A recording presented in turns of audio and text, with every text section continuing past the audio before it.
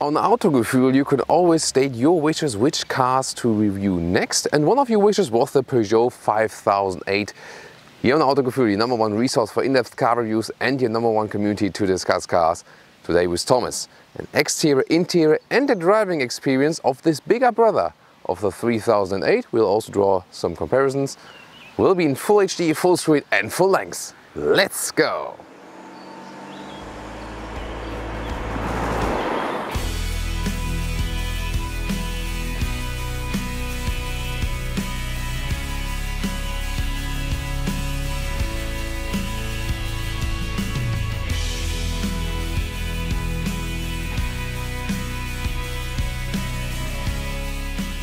In the front, the 5008 looks pretty strong and modern with this upright grille, with this dot structure. I think it's pretty nicely done. Maybe I would have aligned just the headlights a little bit more like this. I don't understand this design curve here. It starts with halogen headlamps and an optional those spots here are available, the full LED lamps. For sportier style you can also get a GT version here as the same as with the 3008. And from the front both are kind of similar, 3008, 5008. It's a little bit different, and we had one static review where we had both next to each other. You can check that one out later as well when we finish with this one. 4,64 or 15'2" is the total length of the 5008. That's 20 centimeters longer than the 3008. You can see it here in the rear area. That's also the reason why it looks more van-ish. However, if you compare the predecessor of the 5008, this one now definitely moved in the crossover SUV direction, also with those plastic SUV guards around the wheel arches. Rims 17 to 19 inch, those ones are in the between. 18 inch, I think it's a good compromise pick, and you don't lose too much comfort, because 19 inch rims often can cause some bumps, then you know that they get a little bit uncomfortable. Contrasting side mirror caps right there, chrome part in the lower area. And then we have the shaded windows here in the rear. You do not have to get them, but they also appear quite cool, especially if they contrast here to the white color of the vehicle. What do you think about the design? And now here at the rear with this claw design at the taillights, I think that's very well done. And for a rather bulky vehicle, let's say, I think they've done it very well. You see that you don't lose too much room on the inside right there. Some chrome elements at the lower part, and well, those ones here are, I'm not sure if they even pretend to be fake exhaust tips, because they're really, I mean, just a graphic there. But I think they could also just get rid of it. I think the nice glass look here, that's what makes this car modern in the rear. And already giving you a price preview, it starts, taking German reference prices, 25,000 euros and goes up to 40,000 if you pick the highest trim. Here with a smaller petrol engine soon today, and with not the highest trim, you can maybe get one for something 30, 35 something. It's a realistic price. And by the way, 2,000 euros more than the 3008, so the extra price is still quite okay. Looking under the hood, this today is a 3-cylinder 1.2 liter petrol engine, turbo petrol, 130 horsepower, manual or automatic. Then there's a bigger 1.6 liter petrol engine, 165 horsepower. We tested that one already in a 3008. And then 2 diesels, 1.5 liter with 130 horsepower and 2 liter with 177 horsepower. The bigger one we also tested already in a 3008. Also tune into those reviews.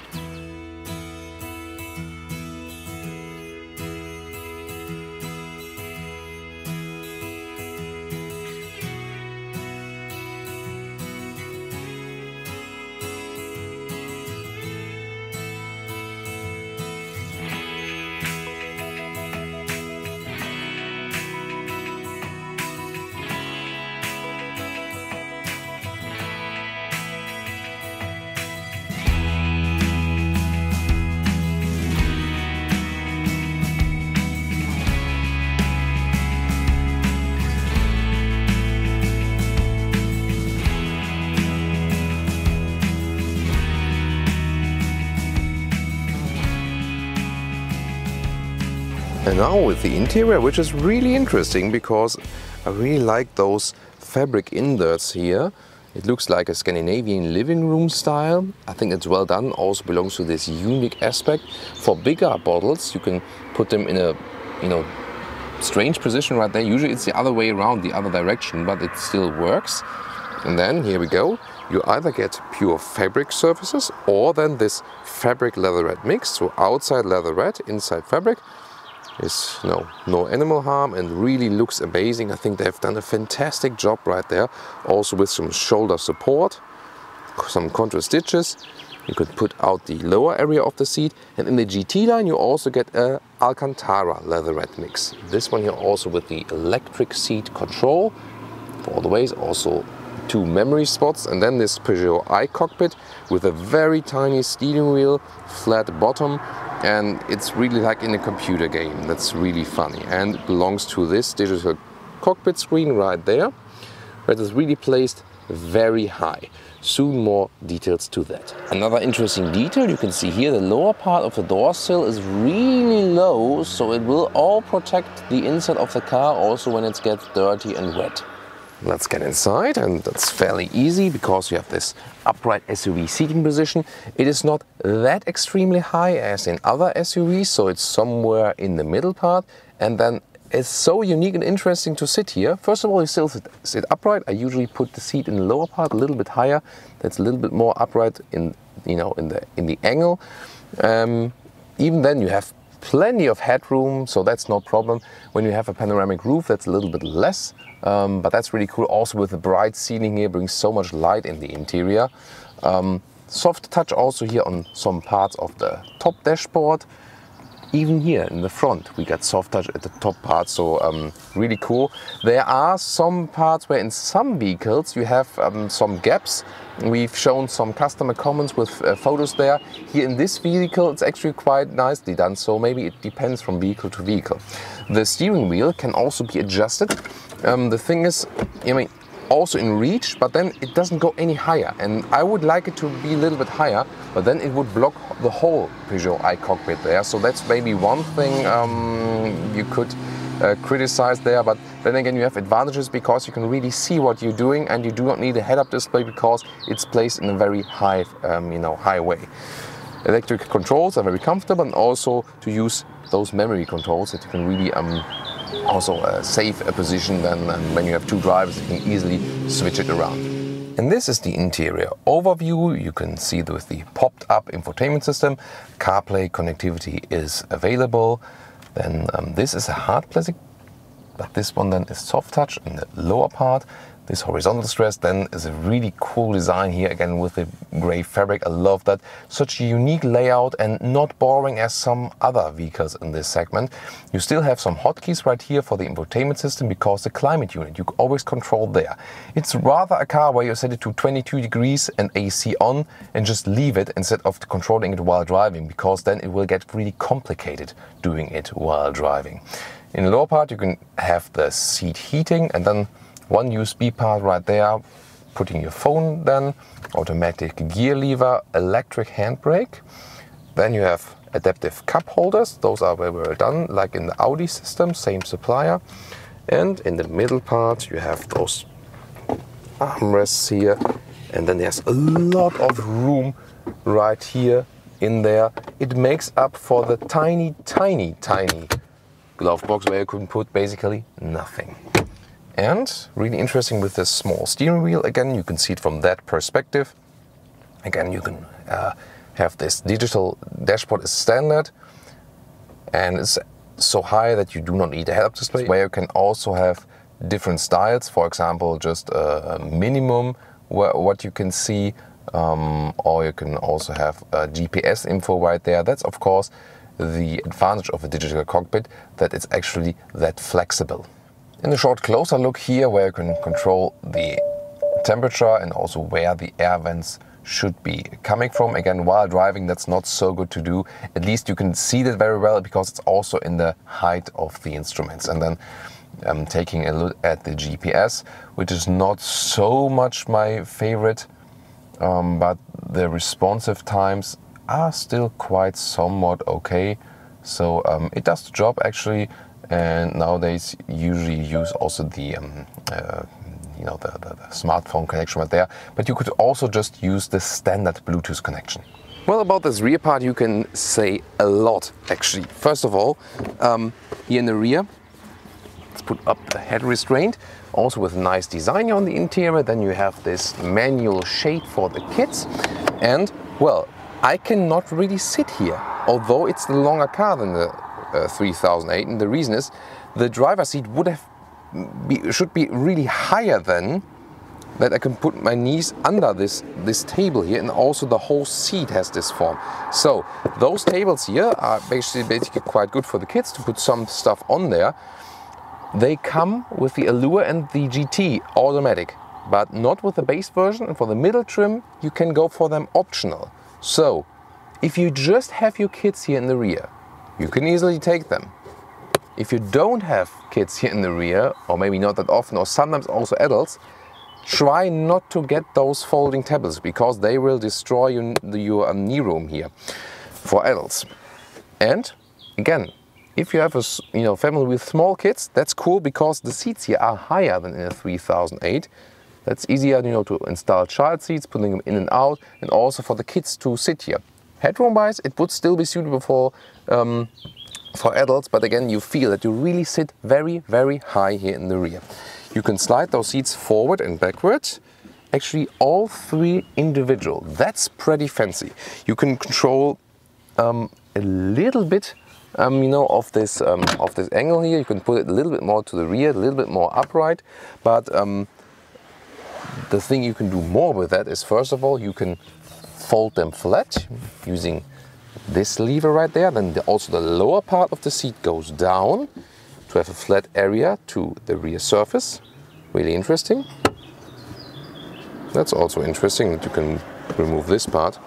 Well, that this rear part here, then you can even out the gap in the trunk. I will soon show you that. And always pay attention that that the seat belt is in a way, well, that's also something right there. Here on this, this part here, this is actually to prevent those bumping sounds. If it's like this, it goes like this all the way while driving. You will soon hear that in driving reviews, so always pay attention that this seat belt is really in this position here, that doesn't make those sounds. And then you can fold it at the top part, because then you can slide it forward like this and access the third seating row. But still, you have to be super tiny to be able to do that. And then you can maybe just sit in the rear if you have this seat here in the middle position, but then you only have, not any leg room left in the front here. So this is quite tricky. Let's see how that one plays out. And also the middle seat can be slid forward, and the same with the last seat. You can put this one here also down individually. So yes, you have a lot of flexibility with this vehicle. And since it's front-wheel drive only, you do not have a middle tunnel. Here you can see you have a really lot of room for your leg stand in the middle part. Usually there would be a middle tunnel right there. That's of course a big advantage then of this vehicle on the cost of not offering all-wheel drive. And also important for your kids, here the ISOFIX are available on all three individual seats on the rear. So if you have three smaller kids, no problem. And here we go now with the trunk and also Thomas' workout. Manual tailgate here, which I think is not bad, because when you push it through sometimes, it can be better than an electric one that is really applying a lot of force. There's also an electric one available. First of all, what I told you earlier, this one here, those are the covers that you can basically have this gap here between the second and the third row that you can cover it. Yeah, somehow strange for sure. This part is where I store then, the safety equipment and stuff. This is the only place you can put it here with a 7-seater. And so you can see here the trunk layout, already a lot of room you have there. This is of course the advantage if you compare to the 3008. Pretty wobbly with the cover here, but the reason is that you need the seat belts here in the rear somehow to move freely then for the last seating row. This one then you can also put it out. That is actually quite easily done. I like that. And then here it goes on. You can pull those covers here, then they protect the lower lip, for example when loading stuff in. and then you can pull those seats up. Also an easy system like this. Don't have to press it that much. Head restraint, move it up, or then again later pull this one to fold them down again. So pretty fancy in this respect. But the question is, how much room is remaining there with the seat? And also to show you when we make everything flat, how that one looks like. Here we go, putting this flat here, that one, and yeah, maybe yeah, I think it can go the other way around. And this also reason again, you can pull those stuff here over to make an even loading surface. Pull those ones back here, like this. Here we go. This is really exciting here today, isn't it? So with those families vehicles, you can do so much in this trunk review part, and then you can load things through. That's pretty fancy. Really flexible. Maybe also putting the bicycle in here, and how large it is. You can see how this cabin trolley here can be moved in the trunk. There you can see the dimension of how much room you really have and how flexible it is. And now let's see, when we put this seating row up here again, if there's any chance that adults could sit right there. So when I slide down this seat here, and I have put the other ones down, you can really see it better, there is the chance I can actually get in here. You see, it was all the way back. Now it's all the way to the front, together with the tilting. And well, it is somehow an adventure. And you can see, if those ones here would be put up, it's even harder chance to get inside. And then we go right here. Actually cool that those rear seats also have the same nice design in the front seat. And one good feature is also when you put this seat here backward, then it doesn't slide back all the way as it was, but just goes maximum to a middle position. And then you can see you don't have much legroom there in the front left, but it also somehow fits with my knees. Legroom also works in a way. You know, this one, by the way, here, the seatbelt for the middle seat right there. It's also a funny thing for sure. Hey, they used it here with a magnet in the top. Cool finding. So this one does not do any rattling noises, and because it's kept with a magnet. Pretty cool. Well, and you know, and when this seat here is then up as well, yeah, that gets really hard, and you could push it a little bit forward. But the thing is, when I'm here in the rear like this, you know, who should be sitting in the front there? That's not really possible, knee room wise. It just works if you maybe like, if you have 5 people which are maybe, or 5 kids which are like 150 in meters or something. So no ISOFIX here in the rear, so not possible to fit any child seats. So this is not for the very small children. That's just in the front. This rear part is just for children that are tall enough not to be not to be fit with the child seat anymore, or just well with a small one they have to sit a little bit higher, but not that old and not that tall that would not fit here in the rear again as I do. So you have some flexibility for the small soccer team, for example, but then again, I don't see any reason to go for that, because you know the size or the height of the body and the age, that's all in such a small niche where you could really usefully have those seats here in the rear. What about you? Do you have a car with a 7-seater setup, and would you be interested in going for that one? Then tell me why, and which kids, which age and which height would be actually sitting here. Here again, by the way, one more shot how I would be sitting then here. Well, if I have my knees below this gap and the seat in the front is put very high, then it somehow works to sit after each other.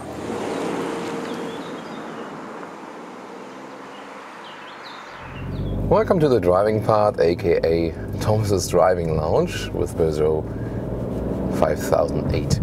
So as I said earlier, we're going with the 1.2 liter 3-cylinder with 130 horsepower here today, which is the base petrol engine for this vehicle. And the question is really, is it enough for the car?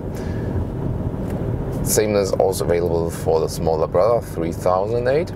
And you know, take from the exterior and interior part, that the cars are not that different.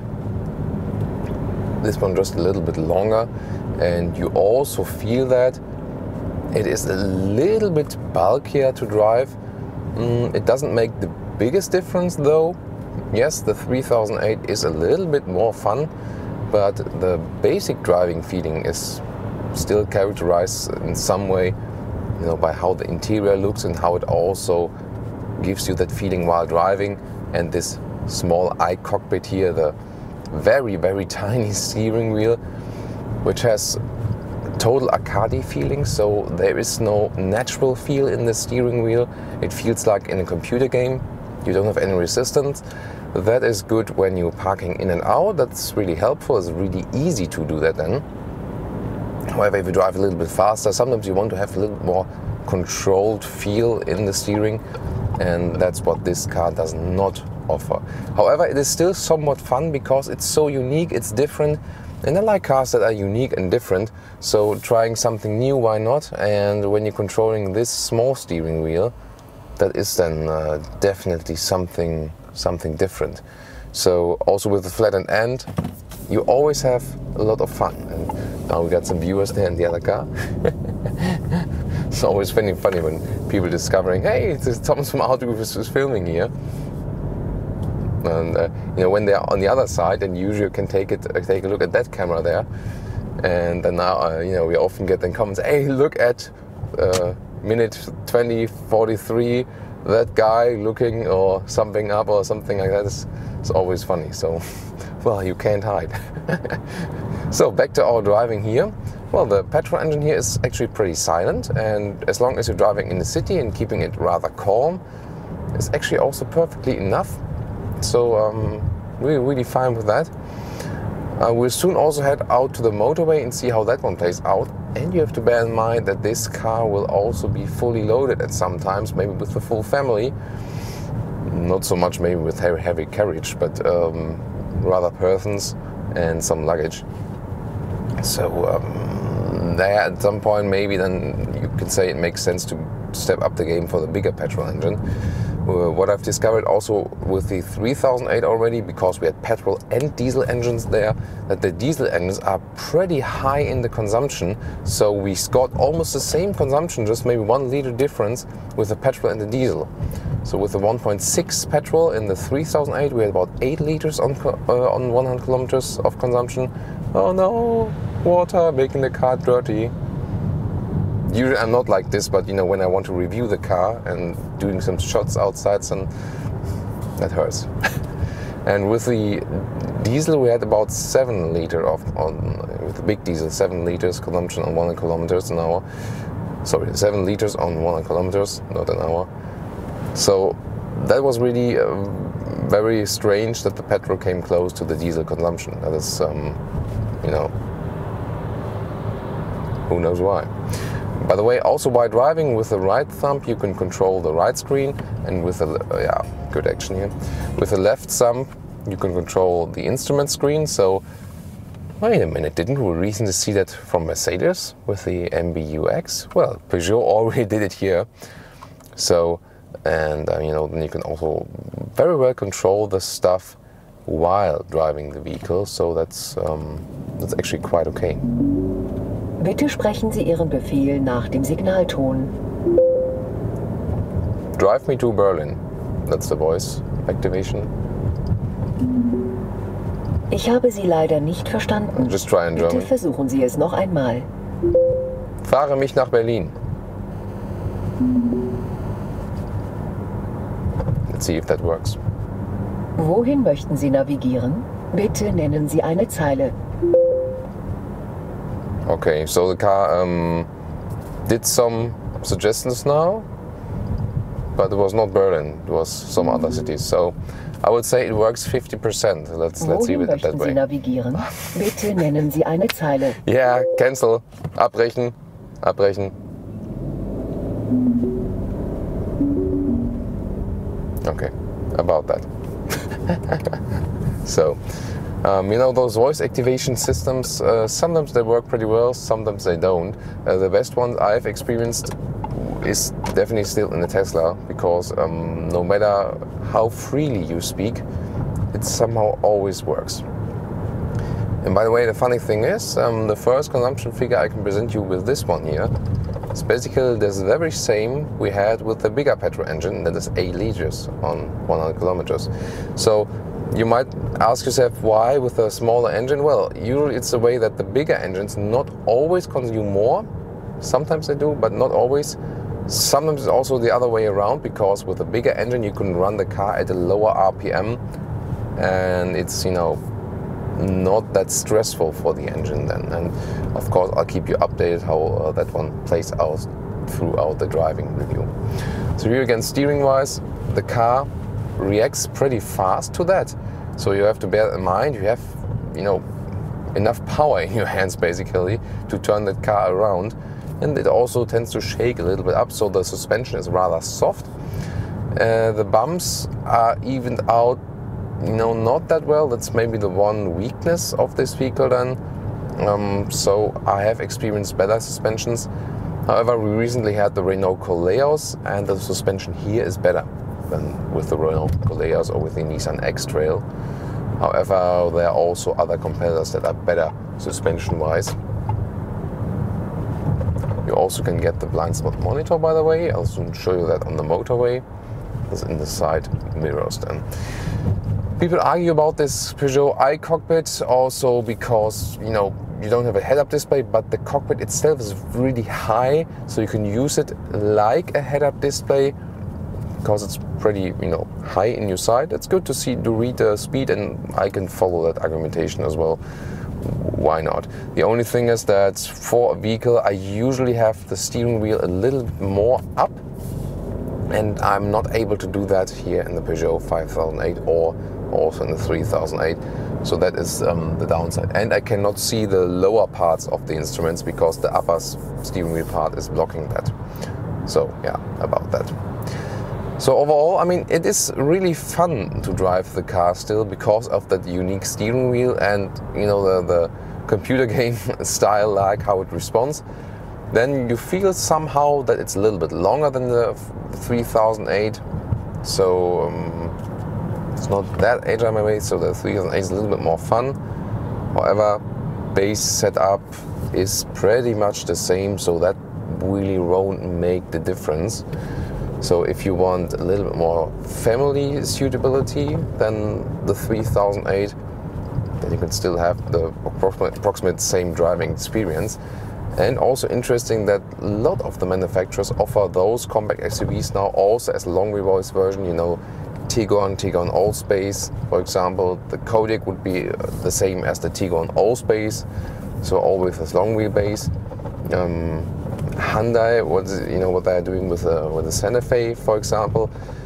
They will now in the new version make just one. Before it was Santa Fe and Grand Santa Fe. Also again, longer wheelbase, 7-seater option and stuff. And Peugeot also split that in two models, naming wise. Although they could also have said 3008 long wheelbase or something. But that's basically just the marketing strategy, and what's really behind it, that's our task for you at Autogefühl to tell you.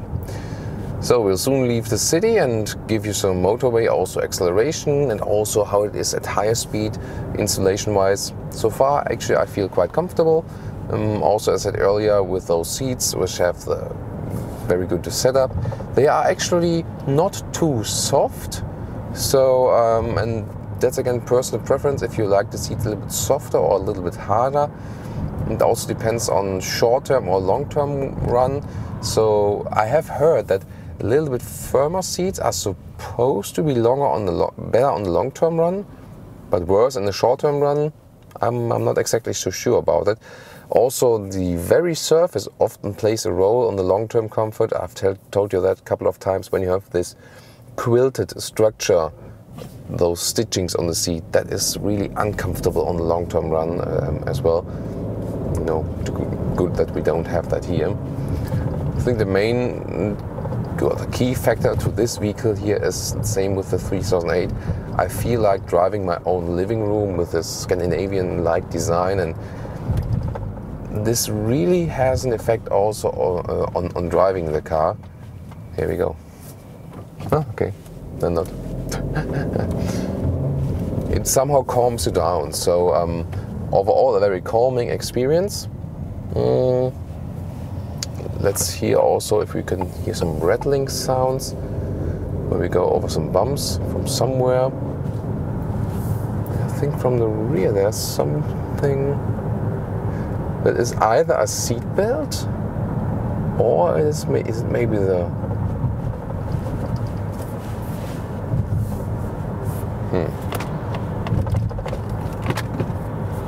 Just tried that the windows are on. I think it's something like the seat belt or maybe the top cover of the trunk that is rattling a little bit. So, wow. Do you hear that also on camera? It's coming from the back left, or maybe it is the, you know, the manual sunshade from the rear door. So I think they haven't paid enough attention to the details there. I don't want to have that rattling sound while driving. Now getting on the motorway. See here, I don't have any response basically from the car when I'm driving sideways. You know, but that's just how it is. That's the price of the very, very loose steering wheel you have. So now 60 kilometers, automatic gearbox, and let's go.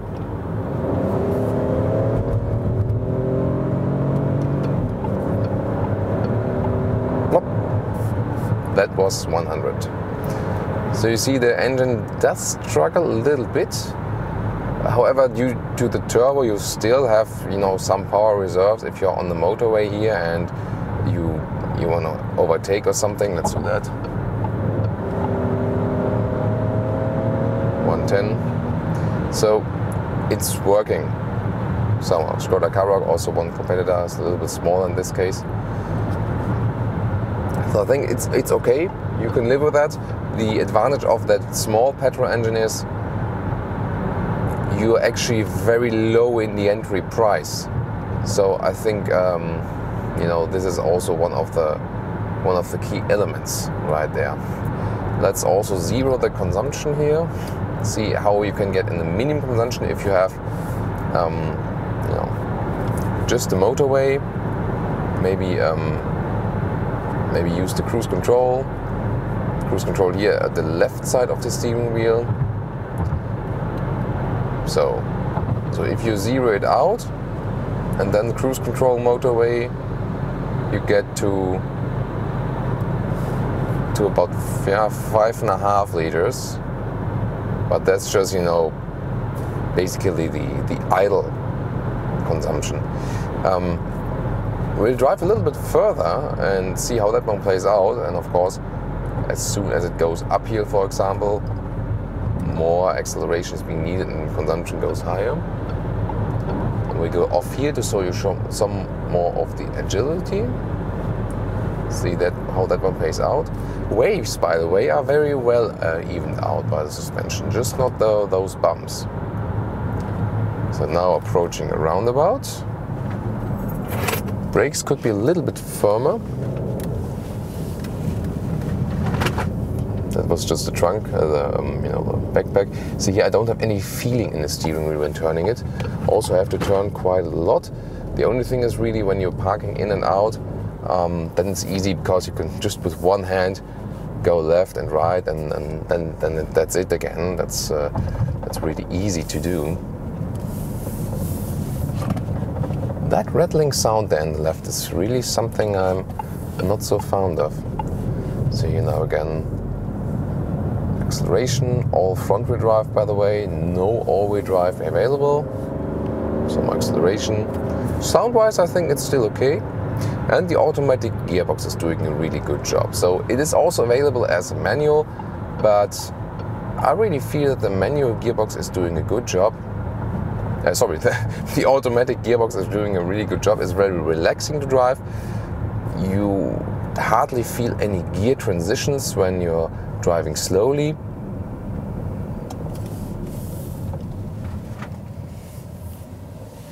And also when you're driving a little bit harder, always does a quite good job. You can also use the shifting pedals here. so you're always in control. And or for example, when you want to roll down a hill and use more engine brake, then use the shifting pedals here. And there's also this M button. Then you can press that one. Let's see again if when we drive, if those pedals also work without pressing the M button first.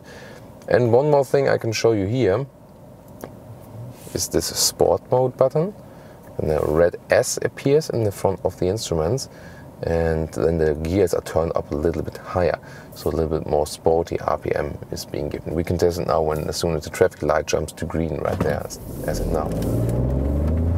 Yeah, I got some more boost then. Cars shifting up later and then shifting down again earlier. Yeah, so you do not have to press this M button. You can also just use the pedals here, but then if you want to switch around again from M to D, you can use this M manual button in the lower part at the gear lever. So the sport mode is maybe helpful if you're in an acceleration situation and you really want to have some more boost, and then you can actually use it. Electric control of the side mirrors, we can also do that while driving. It's pretty helpful, easy solution. Now some countryside cruising, setting the cruise control again, putting out the sport mode, and here we go. And it's actually pretty silent, so noise installation wise, you maybe also realize it on the motorway. I didn't have to raise my voice that much, so overall I think also a quite good result. If you drive a little bit faster than 130, 140, then it will get a little bit louder. So obviously didn't pay attention to the very high speed area. That is something usually the German manufacturers do, that they pay attention that the car is also pretty silent at very high speeds. It's because Germany is the only country where you can really do that. But globally seen, you can also argue that it's not that important that the car is very silent above 130, because it's just for a minority of customers overall. Some might disagree, and if that's important to you, then you have to get a car which meets this standard, but you can just think about the manufacturer's position when they're not using too much money on that, because when maybe just 5% of their German customers will use that, even if that's maybe the cost of some, losing some German customers. Same, for example, as Tesla. A Mercedes E-Class is way more silent at 200 kilometers an hour, but who drives a Tesla 200 kilometers an hour besides in Germany? And then it's also not such a problem that it's louder at the high speeds.